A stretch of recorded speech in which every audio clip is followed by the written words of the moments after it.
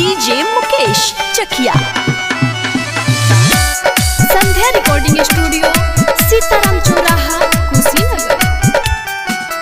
राजा पी के शराब तुहू आइल धके पहाड़ा में तुहू सुत गइल, पहाड़ा में तुहू सुत गइल। राजा पी के शराब तुहू आइल धके पहाड़ा में तुहू सुत गइल।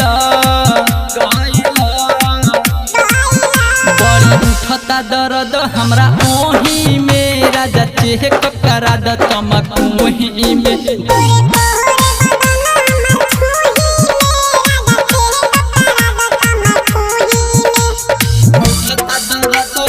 डीजे मुकेश चकिया।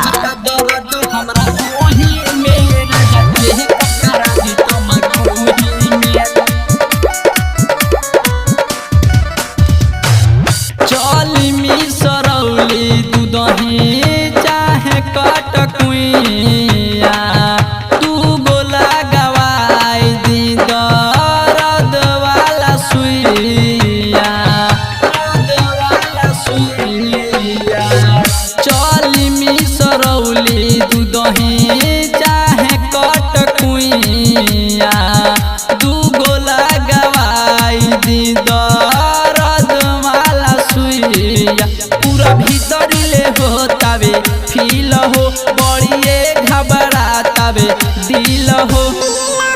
पूरे पोहरे बदन हमार छुही में, राजा चेक करा दी तमकुही में।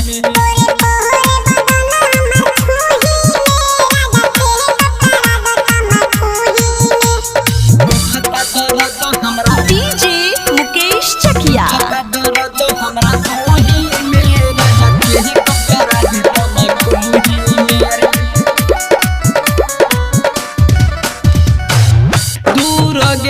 दीपक सैया कृष्ण परदेसी, दिन पदीन परेशानी होता बेसी, दूर गे विकास सैया कृष्ण परदेसी, दिन पदीन परेशानी होता बेसी।